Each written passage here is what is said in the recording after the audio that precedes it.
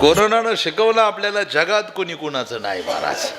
आई नाही कुणाची, भाऊ नाही कुणाचा, बहीण नाही कुणाची, कोणी नाही कुणाचं महाराज. हे कोरोनानं शिकवलं.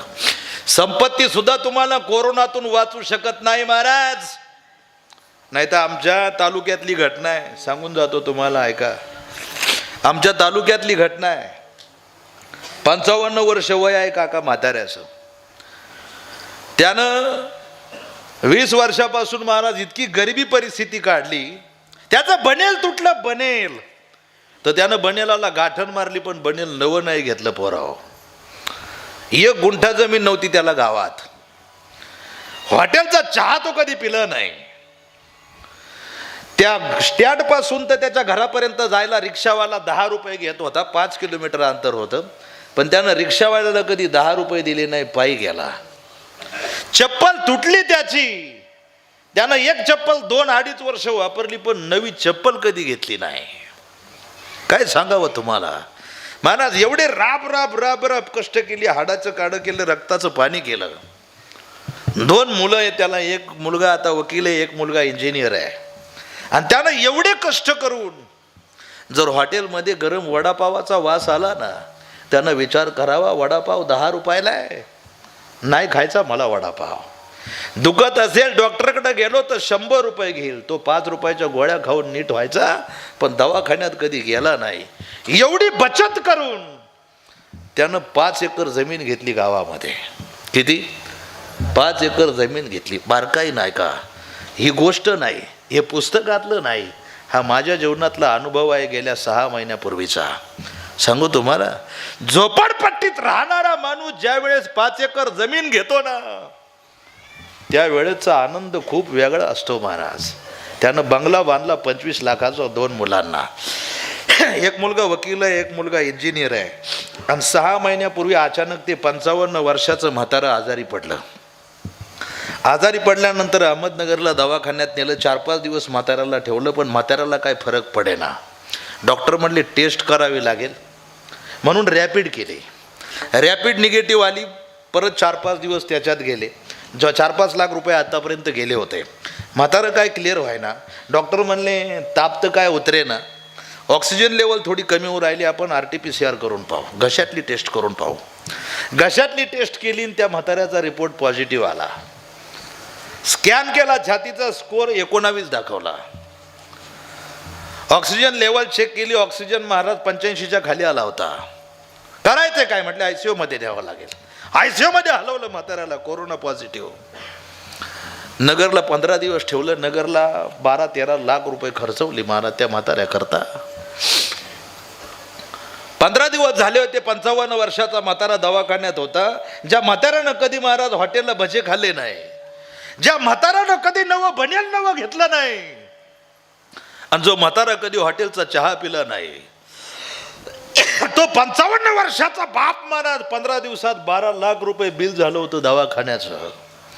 1 दिवस महाराज वकील आणि इंजिनियर आले माझ्याकडे. ते म्हटले महाराज चला येऊ दवाखान्यातून चक्कर मारून, कारण ते म्हातारं माझा मित्र होतं. महाराज आम्ही गेलो दवाखान्यामध्ये. म्हाताऱ्यानं ICU मधून मला पाहिलं, 2 पोरांना पाहिलं. म्हाताऱ्यानं सिस्टर कोण एक कागद आणि पेन घेतला. म्हातारं जुनी 4थी शिकलेलं होतं, आणि त्या पेनाने त्या कागदावर काहीतरी लिहिलं, आणि ती चिठ्ठी सिस्टरजवळ दिली. ती चिठ्ठी सिस्टरनं आमच्याजवळ दिली, पण आम्ही पण चिठ्ठीला लगेच नाही हात लावला. आम्ही अगोदर सॅनिटायझर मारलं आणि मग चिठ्ठीला हात लावला. पहा बरं का, मी स्वतः तिथं होतो. वकील म्हणला महाराज तुमच्याच हातानं, तुमच्याच डोळ्यानं पहा चिठ्ठी, तुम्हीच वाचा.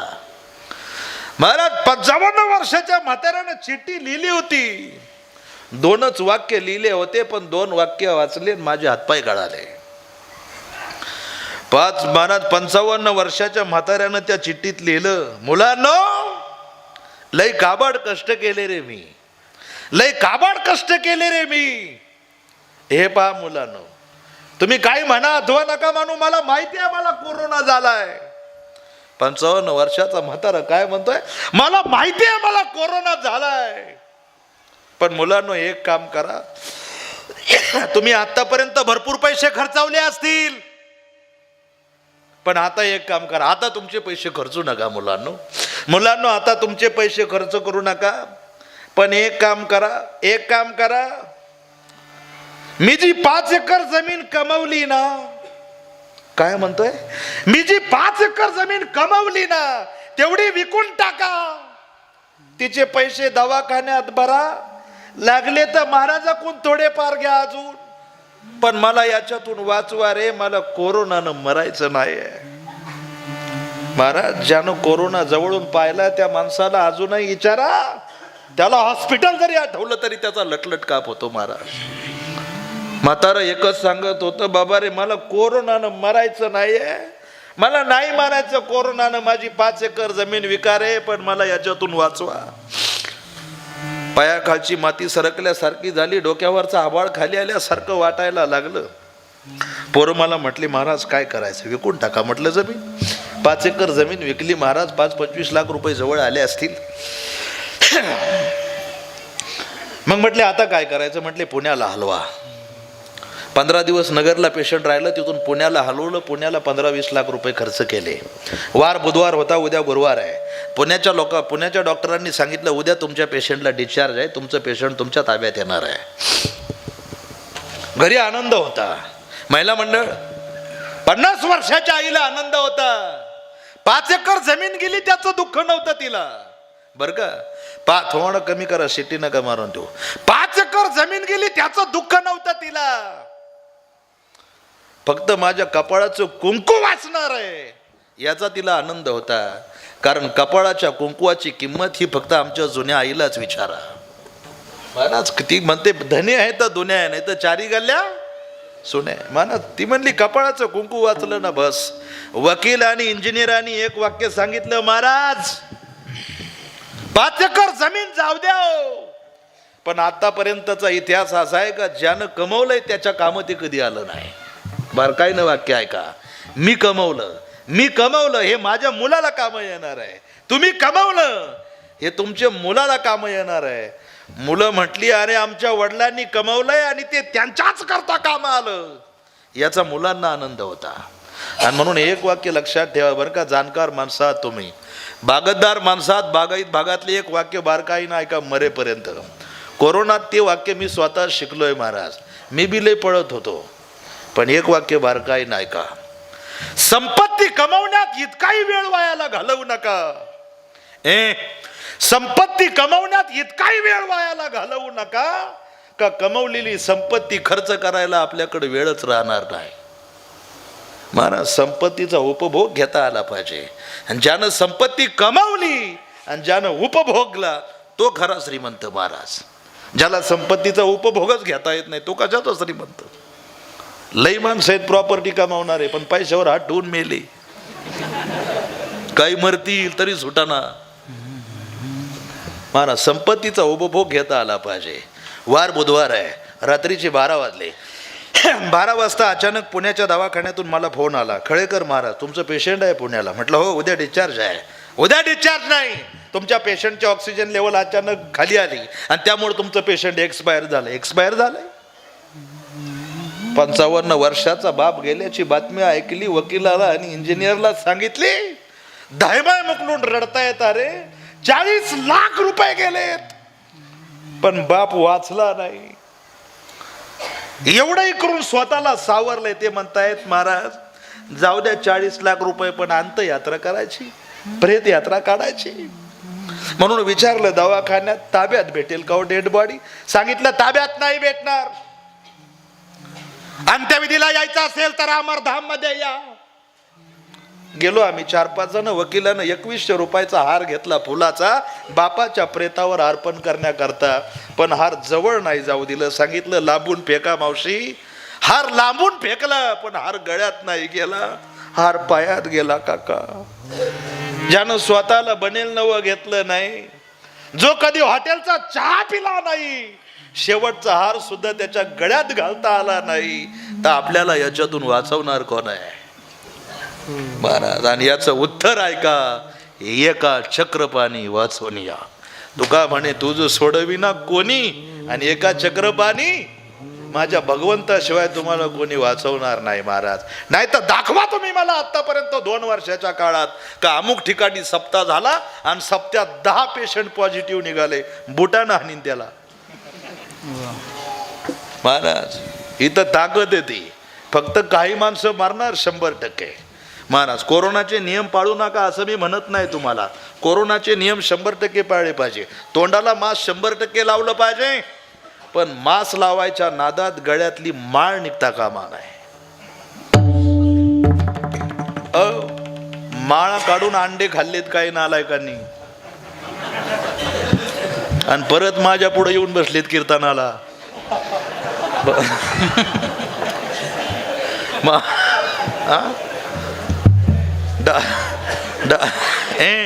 डॉक्टर म्हणला जगायचंय का तुला? तो म्हणला मग तो मला माळ काढून टाक, तो मला लगेच तोडीतो. अंडे खाऊन कुठं महाराज तुम्ही वाचले आता, ज्यांनी ज्यांनी माळ काढून अंडे खाल्ले ते बारकाई नाही का?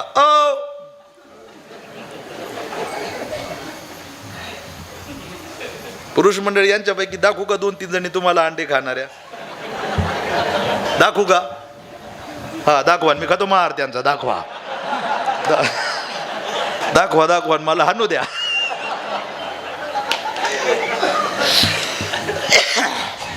चला तुमच्यापैकी 1-2-3 जणी दाखवून देतो माळ काढून अंडे खाणाऱ्या, बरं का? फक्त वाईट वाटू देऊ नका कुणाला. फक्त मी ज्या मावशीकड बोट करीन तिनं जागेवर उभा राहायचं आणि तिनं म्हणायचं चुकलं महाराज, एकच खाल्लं.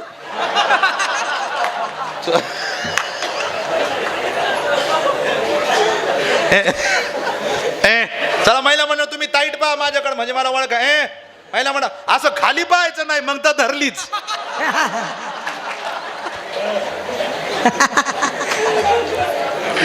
वाईट रे वाईट वाईट. तेव्हा कुणी आणला काय हा मी याला, मला मी याला म्हणली तर आज रात्रीच मिली म्हणायची. मग तू महाराज हे बोलणं अंतकरणातलं आहे का? महाराज पहिल्या लाटेत लोकांनी कोंबड्या परून टाकल्या आणि दुसऱ्या लाटेत त्याच उकरून खाल्ल्या. अशी नालायक माणसं आहेत महाराज. अहो तुझी या सत्तेने वृक्षाच्या पान हाले ज्याची सत्ता म्या बोलविल्या, वेदू बोले सगळं काही त्याच्या जर हातात आहे महाराज. तर मला सांगा ना, अंडे खाऊन तुम्ही कुठं वाचणार आहे का? आता हे लोक म्हणतात कोरोनाची 3री लाट येणार आहे, 100% येणार आहे. कोरोनाची 3री लाट 100% येणार आहे, पण ती आमच्या करता नाही येणार. ज्यांनी माळ काढून अंडे खाल्ले त्यांना उचलण्याकरता येणार आहे.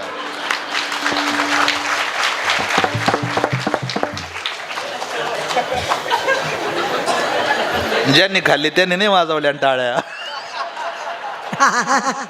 आता तुम्ही ओळखून घ्या, मी ओळखलं का नाही तुम्हाला?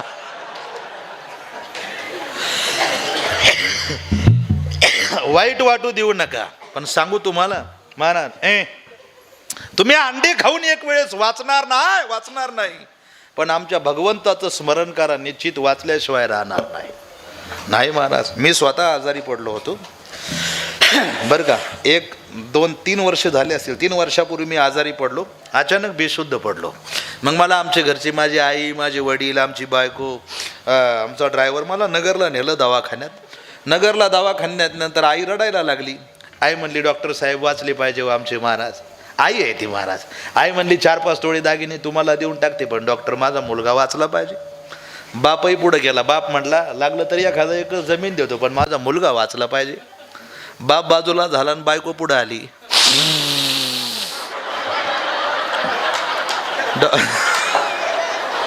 माझी डॉक्टर म्हणले ओळखलं तुम्हाला, तुम्ही महाराजांच्या मिसेस आहे वाटतं. ती म्हणे हा. ती म्हणली डॉक्टर साहेब वाचली पाहिजे आमचे महाराज. डॉक्टर साहेब वाचले पाहिजे आमचे महाराज.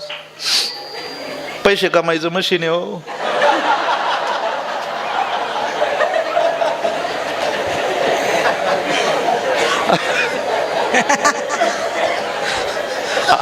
आता मला सांगा, पैसे कमायचं मशीन म्हणल्यावर डॉक्टरचा बाप तरी मला लवकर सोडीन का?